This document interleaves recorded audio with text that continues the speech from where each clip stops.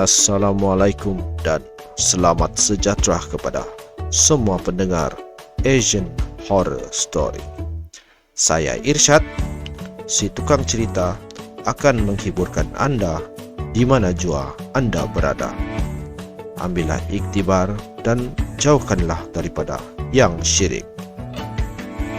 Kepada anda yang masih belum subscribe, silalah tekan butang subscribe dan lonceng untuk tidak ketinggalan kisah-kisah seram dan mistik yang bakal dikongsikan oleh si tukang cerita. Dan kepada pendengar yang ingin berkongsi pengalaman seram ataupun mistik, anda bolehlah hantarkan email kisah anda kepada asianhorrorstory@gmail.com. Kisah anda dinanti oleh si tukang cerita.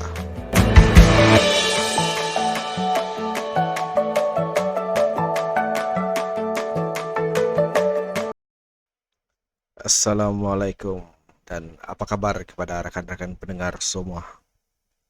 Saya DJ anda, DJ Irsyad, si tukang cerita, akan menghiburkan anda pada malam ini. Oke, tanpa membuang masa, saya akan mengongsikan ataupun membaca cerita daripada pengirim email kita yang pertama, yaitu daripada John. Oke. Apa kabar Irsyad, si tukang cerita? Nama saya John. Saya berasal daripada Papar, Sabah. Saya adalah peminat Asian Horror Story. Ingin berkongsi kisah seram saya. Begini kisahnya. Sebagai kontraktor kecil-kecilan ini, apa saja projek akan saya ambil. Selagi modal untuk permulaan tidak menggunakan duit yang banyak. Kerana untuk mengambil projek yang besar, kena ada modal yang besar juga. Jadi seorang rakan memberikan saya projek kecil-kecilan untuk merobohkan sebahagian rumahnya di Saliwangan, Beaufort, Sabah, untuk direnovate di masa akan datang, kata pengirim. Untuk kerja merobohkan ini, saya kena membawa 3 lagi pekerja bersama saya, kata John. Dan rakan tadi itu sudah lama meninggalkan rumah tersebut kerana ditransfer ke bandar atas alasan kerja. Disebabkan itulah rakan tadi bersama keluarga terpaksa meninggalkan rumah itu sementara. Lagipun rumah itu adalah rumah pusaka keluarga beliau.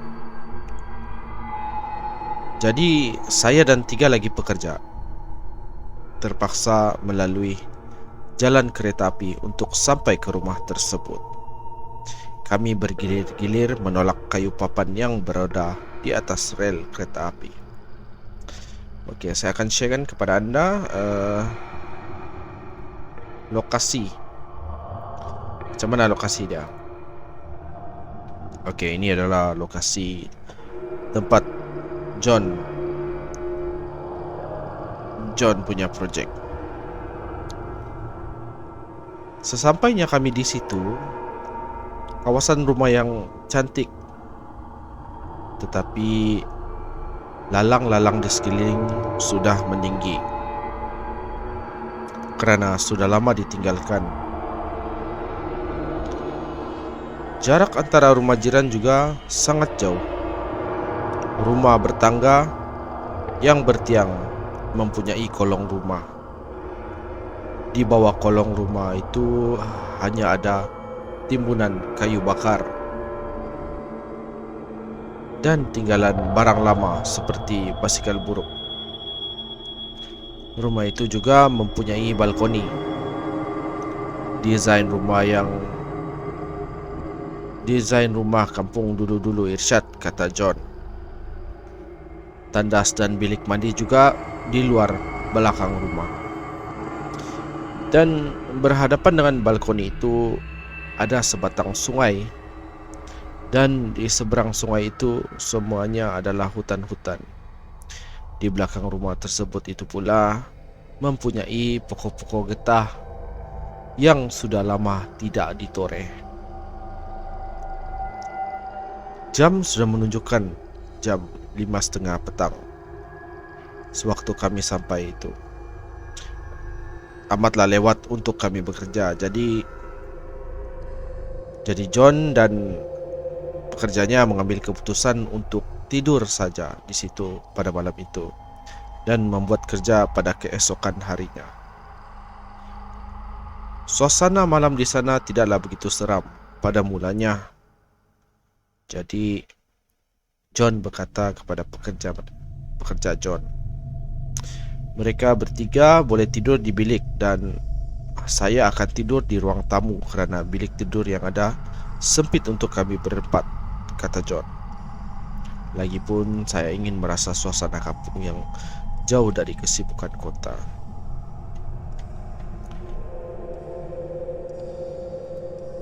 Jam menunjukkan pada pukul 10 malam dan kami belum lagi masuk tidur. Selalunya kami ini tidur lewat. Jadi saya pun lepak di balkoni sambil merokok, menikmati setiap hirupan rokok. Sedang saya merokok,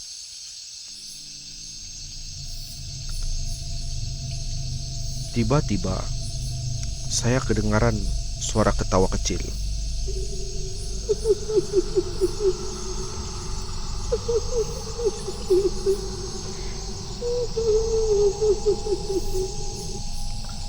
Saya ingatkan pekerja saya. Apabila saya amati betul-betul, rupanya ketawa kecil itu kedengaran daripada seberang sungai tadi.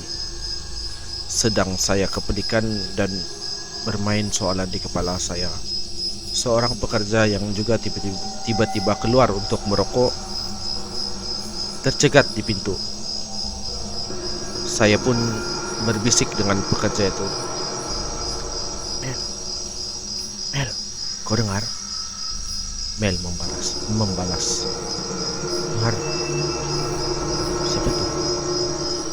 Siapa tu? Katanya. Selepas saja Mel bercakap tu, dan kedengaran suara ketawa tadi di bawah kolong rumah,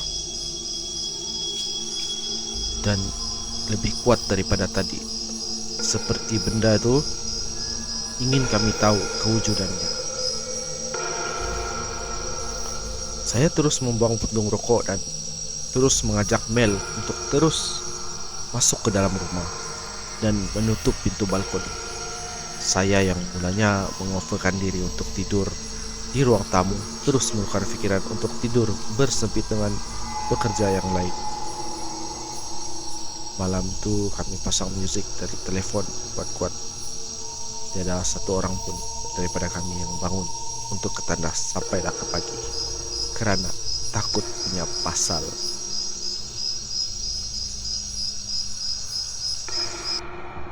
Dan pada keesokan paginya, sebelum memulakan kerja, saya turun ke bawah untuk mandi. Tandas yang berdindingkan zinc yang mempunyai lubang pada bawah zinc disebabkan oleh karat, tapi masih boleh digunakan. Semasa sedang bersyampu ni, kuat hati ni hendak melihat ke bawah. Terkejutnya saya, Irsyad, apabila ada satu tangan hitam buruk dari celah-celah lubang tadi itu, seolah-olah hendak mencapai kaki saya. Terkeluar suara jantan saya dalam tandas berteriak terkejut, kata John. Benda tadi terus menarik tangannya keluar. Saya terus membuka pintu tandas dan tidak melihat sesiapa pun di luar. Selesai mandi, Saya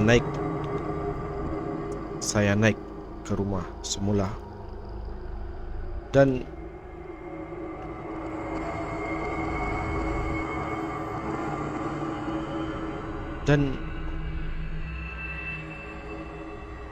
berkata kepada pekerja bahawa kerja mesti diselesaikan pada hari ini sebelum petang.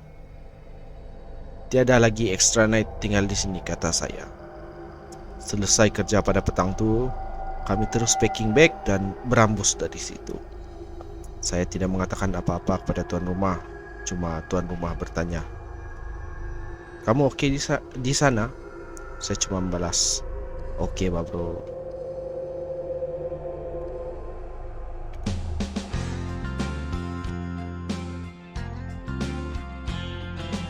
Itu dia salah satu pengalaman seram John semasa mendapat projek di kampung Saliwangan, Beaufort, Sabah. Sekian saja cerita daripada saya, John, katanya. Nanti saya akan kirimkan lagi email jika mempunyai masa lapang. Dan terima kasih si tukang cerita kerana sudi membacakan kisah saya, dan selamat malam kepada pendengar-pendengar Asian Horror Story.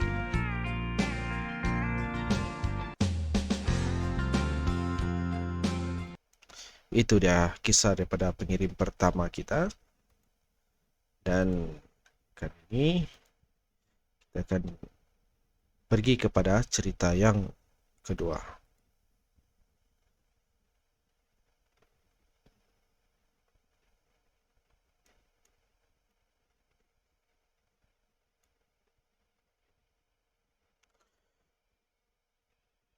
Cerita kedua daripada pengirim email yang bernama Hafiz, yang bertajuk Cik Kak di Dalam Bilik. Assalamualaikum Irsyad, si tukang cerita, dan para pendengar Asian Horror Story. Nama saya Hafiz, bukan nama sebenar, dan saya berasal daripada Sabah. Ini adalah kali pertama saya menghantar kisah seram kepada si tukang cerita. Cerita ini sudah lama berlaku dan tergerak di hati untuk menulis kepada Irsyad. Ceritanya begini. Saya baru saja balik daripada kerja pada pukul 8 malam. Maklumlah, kerja shift. Dalam perjalanan pulang itu, saya melalui sebuah pokok besar. Pokok itu kalau di Sabah dipanggil pokok ara. Pokok ara pula sinonim di kalangan penduduk Sabah, dikaitkan dengan tempat tinggal makhluk halus ataupun bunian. Dari kejauhan, saya melihat pokok itu dan tidak memikirkan apa-apa. Jam juga menunjukkan pukul 8.30 malam. Namun di sekeliling tempat itu tidak kelihatan sesiapa pun. Tempat itu bukan laluan kereta. Ia lebih kepada laluan shortcut pejalan kaki. Sewaktu melimpasi pokok itu, tiba-tiba saya tercium ataupun terbau yang sangat wangi. Dalam hati berkata, wangi talkum bedak lah. Semacam bunga ros pun ada. Dan tiba-tiba saya terdengar seperti ada benda atas pokok bergerak. Secara otomatik mata dan kepala terus melihat di atas pokok. Saya tercari-cari tapi tidak kelihatan apa-apa. Dan bau wangi tadi terus hilang begitu saja. Jadi saya pun tidak mengambil kisah kerana tidak ada apa yang berlaku. Sesampainya di rumah, kerana kepenatan, saya terus masuk ke bilik tanpa membaca apa-apa surah. Bagi salam pun tiada isyarat. Masa tu keluarga saya semua keluar ke rumah saudara. Jadi cuma saya seorang di rumah. Selepas selesai mandi dan makan, saya pergi ke bilik dan terus baring ke katil saya. Sambil bermain phone dan tanpa sedar saya terlelap. Info kepada tukang cerita. Kedudukan almari baju berhadapan dengan katil saya. Berhadapan. Dan almari baju saya ni mempunyai cermin pada pintunya. Sedang terlelap tu, saya tiba-tiba sedar dan merasakan keadaan bilik itu sangatlah seram. Mulanya posisi badan saya tidur ke arah kiri, berhadapan dinding. Bila saya baru saja hendak pusing dan saya perasan pintu almari yang tertutup rapat tadi sudah terbuka dan saya melihat cermin yang memantul ke arah penjuru bilik. Ya Allah, irsyad. Saya ternampak satu susuk tubuh berambut panjang dan berbaju putih terpantul ke arah cermin itu. Rambutnya yang panjang menutupi mukanya.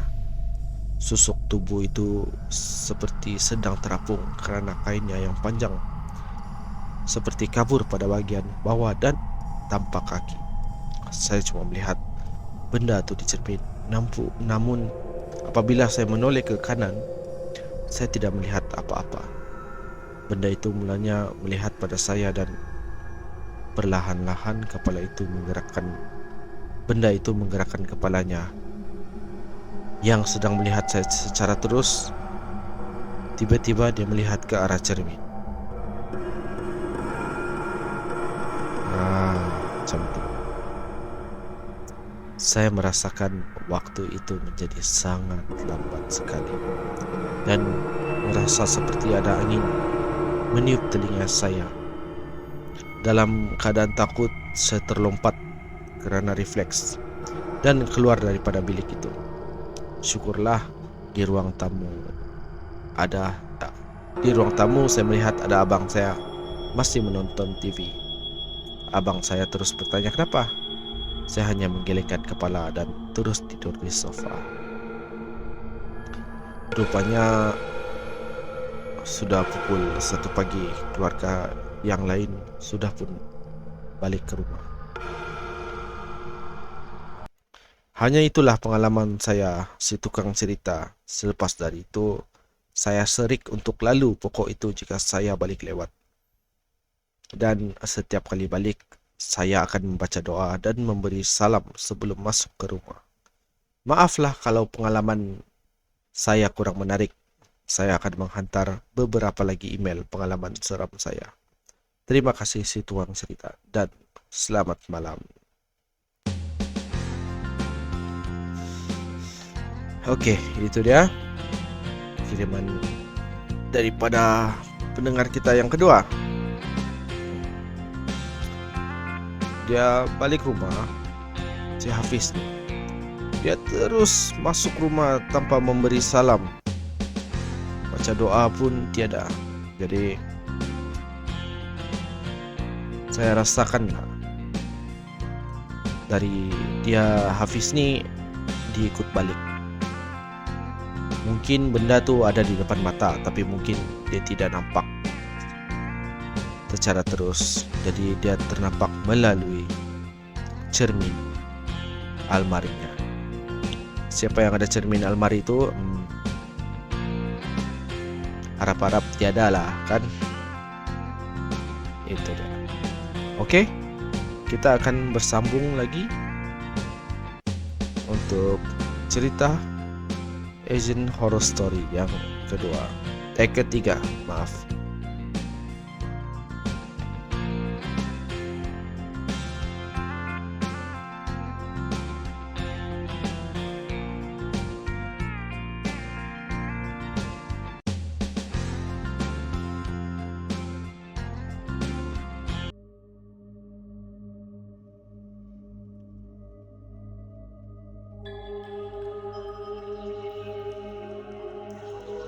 Assalamualaikum si tukang cerita dan juga para pendengar Asian Horror Story. Nama saya Shah dan berasal daripada Kota Kinabalu, Sabah. Pengalaman kali ini yang saya hantarkan kepada si tukang cerita ialah berdasarkan pengalaman abang saya sendiri. Abang saya yang bernama Ajim, bukan nama sebenar, pada mulanya bercuti di Kudat untuk menghadiri majlis perkawinan rakan sekerjanya. Dan rakan lain juga turut datang bersama-sama ke majlis itu. Dipendekkan cerita, rakan Ajim yang menjadi raja sehari bertanyakan kepada Ajim sekiranya sudah booking mana-mana bilik hotel di sekitar Kudat. Dan Ajim baru teringat yang dia sepatutnya balik ke Kota Kinabalu pada hari yang sama. Tetapi memandangkan hari hampir gelap dan awan menunjukkan bahawa malam itu akan hujan, rakan Ajim tadi mempelawa Ajim untuk tidur saja di rumah Pakcik Ajim yang bernama Wak. Wak yang juga berada di sana pada waktu itu pun mencelah, "Ya Ajim kan, ngamlah kamu tidur di rumah Wak ni malam. Lagipun Wak ni tinggal sendiri. Bahaya kalau kamu memandu dalam cuaca yang begini ni." Abang saya ni si Ajim bukan jenis yang cerewet ataupun sombong, jadi dia terus menerima pelawaan Wak tersebut.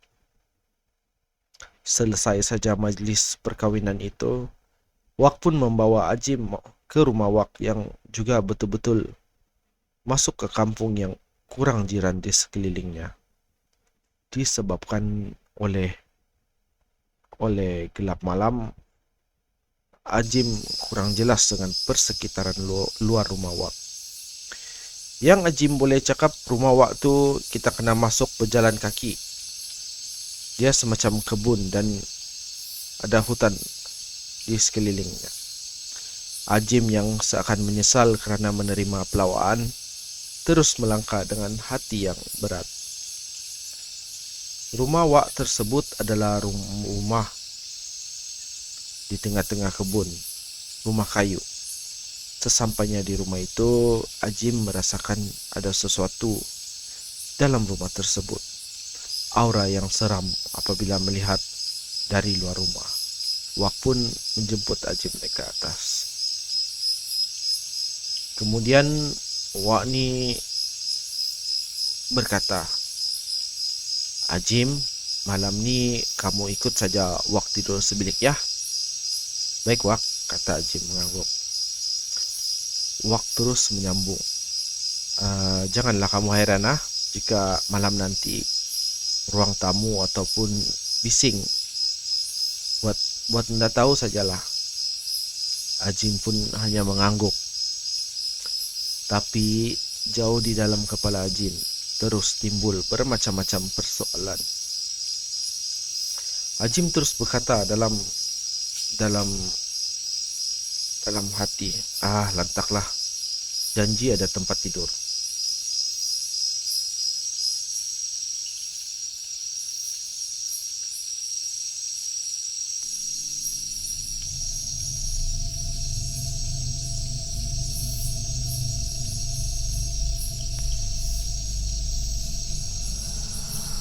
Malam tu, Wak dan Ajim tidur sebilik. Rumah Wak yang tidak mempunyai kipas, apalagi aircon, sebab rumah itu adalah rumah kayu. Jikalau malam, tempat itu sangat sejuk kerana dikelilingi oleh pokok-pokok kayu. Dan begitu hanya kedengaran bunyi unggas dan cekering.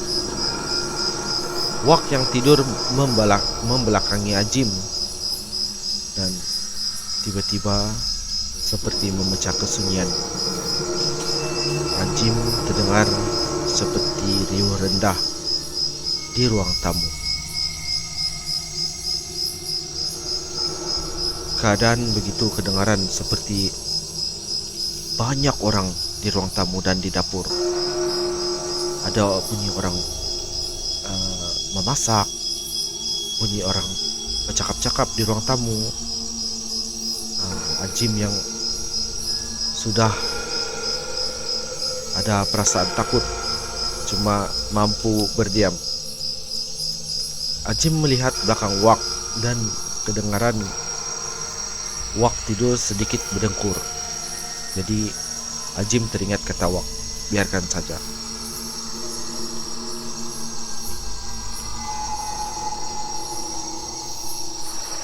Angin sejuk mulai terasa dan kedengaran bunyi guru sekali sekala.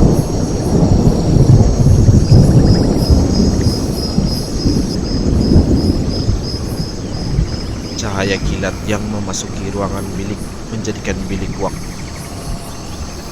sekali sekala terang. Wak yang tidur membelakangi Ajim tiba-tiba berpusing menukar posisi badan sehingga muka Wak tu dia pusing. Dia nampak muka tu baring straight face to face ke arah Ajim.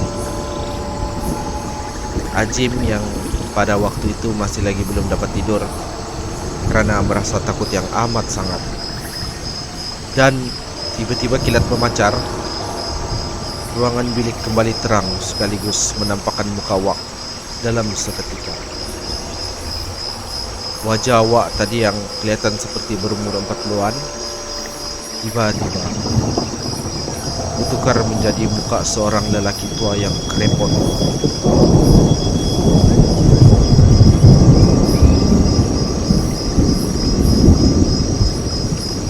Mata Wak besar terbuka merenung tepat ke arah Ajim.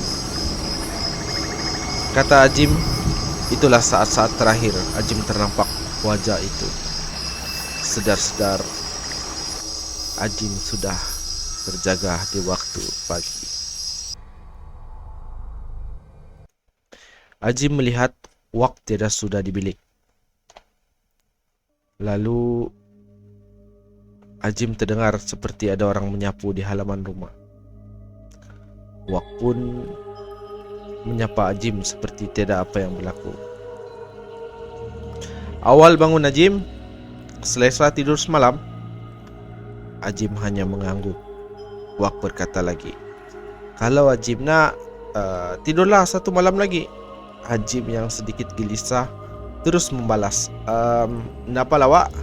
Hari ini ada appointment doktor di KK, jadi kena balik awal. Terima kasih sajalah ya. Sejurus memberi salam, Ajim terus meninggalkan Wak berseorangan yang sedang menyapu. Hampir lebih kurang 50 meter Ajim berjalan. Ajim memusingkan kepala untuk melihat rumah Wak tersebut. Dari kejauhan Ajim melihat Wak itu tersenyum, seperti tahu apa yang berlaku malam tadi.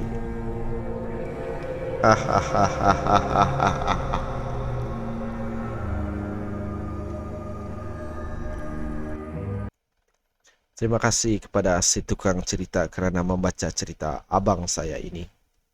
Ajim bukan nama sebenar. Saya berharap kamu terhibur. Sekian dari saya, Syah.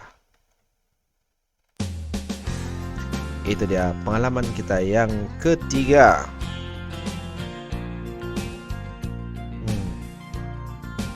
Kalau kita di tempat Ajim, awal-awal lagi mesti menolak pelawaan kan. Kalau lagi-lagi kita tahu rumah tu betul-betul di tengah-tengah hutan. Minta maaf lah, tukang cerita pun tidak sempat cerita kalau macam ni. Okey, kita akan cari lagi satu lagi cerita.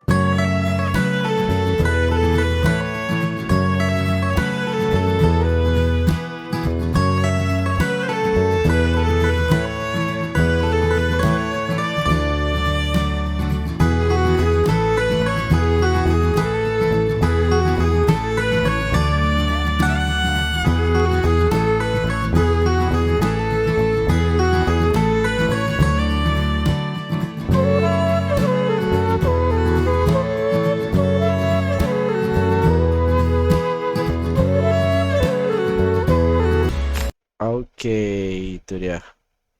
Sekarang saya akan menyambung semula dengan pengalaman yang terakhir pada malam ini.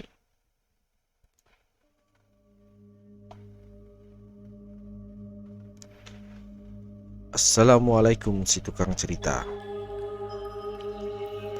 Dan apa kabar kepada semua pendengar Asian Horror Story. Nama saya Andy. Pengalaman kali ini saya akan ceritakan semasa saya berada di Institut Latihan di Sabah. Pengalaman ini berlaku pada 13 tahun yang lalu. Pada masa itu saya di pertengahan semester. Saya mempunyai 3 lagi rakan sebilik, dan di dalam bilik dom kami itu ada satu radio untuk hiburan kami. Jadi radio akan terpasang kadang-kadang sehingga pagi. Jikalau kami semua sudah tertidur, radio itu kadang-kadang masih terpasang biarpun sudah tiada lagi lagu berkumandang ataupun radio channel yang tiada siaran. Institut latihan ini apabila malam, suasana di luar bilik sangat-sangat sunyi. Tidak kedengaran pelajar lain membuat bising.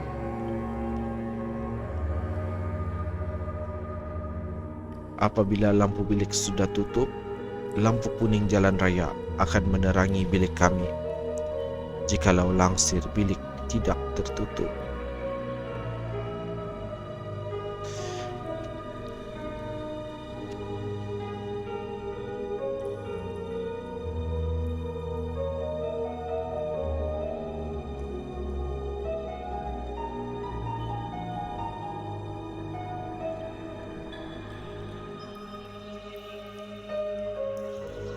Maaf, ada ralat sedikit. Apa yang menjadi pelik ialah saya selalunya akan tidur pada jam 10-11 pagi, 11 malam. Tapi sentiasa terbangun pada tepat pukul 3 pagi. Apabila terjaga tu kedengaran sayup-sayup bunyi radio dan juga bunyi anjing di kejauhan. Bunyi radio yang seakan-akan ada lagu, tapi bila didengari dengan betul, bunyi itu seperti putus-putus signal. Jadi satu kali itu saya terbangun jam 3 pagi. Kedengaran radio tu putus-putus signal. Saya bingkas bangun dan cuba untuk mencari signal dengan memusing-musingkan tombol radio. Tiba-tiba angin bertiup masuk ke bilik kami.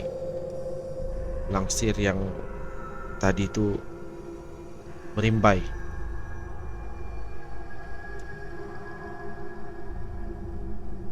Tingkap desain lama menggunakan kaca tidak ditutup rapat. Semasa saya cuba untuk menutup tingkap kaca itu, radio tadi yang tiada siaran, tiba-tiba ada suara orang menyanyi. Sayup-sayup kedengaran. Dalam hati saya sedikit gembira sebab radio itu berfungsi. Apabila saya hendak balik ke katil saya, mata ni otomatik. Kalau kita jalan tu, otomatik hati akan tergerak untuk melihat pada radio. Bila saya tengok radio, rupanya radio itu dalam keadaan power off. Terus muka saya pucat, meremang habis. Dalam ketakutan tu, saya bangunkan rakan satu lagi dalam bilik. Saya cakap, Geng, coba kau tengok radio tu. Rusak kah? Dia bunyi-bunyi tapi tiada lagu, kata saya pada rakan tersebut. Jadi rakan yang tadi itu dalam keadaan separuh sedar bangun memeriksa radio itu.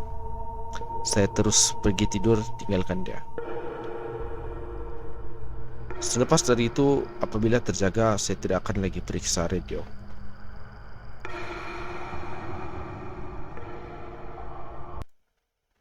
Saya akan coba lelapkan mata, kata Andy. Kadang-kadang tu ada jugalah sekali-sekala saya terbangun disebabkan saya rasa tangan saya ini dikuis-kuis oleh jari. Andy ini, kata Andy, mudah terbangun biarpun ada sedikit bunyi, kata Andy. Sekian perkongsian daripada saya, Andy, bukan nama sebenar. Maaflah kalau tidak nampak hantu, kata Andy ketawa. Itu dia pengalaman terakhir kita. Alright, saya harap kamu terhibur dengan cerita saya. Jikalau kamu ada pengalaman seram yang hendak dikongsi bersama, kamu bolehlah email asianhorrorstory@gmail.com. Kamu boleh email. Kalau boleh, email kamu tu tidak perlulah terlalu panjang. Cukup untuk intro, isi dan juga penamat. Kalau panjang-panjang mungkin ambil masa juga lah untuk cerita lain kali. Okey? Salam daripada saya, si tukang cerita, dan selamat malam dan terima kasih.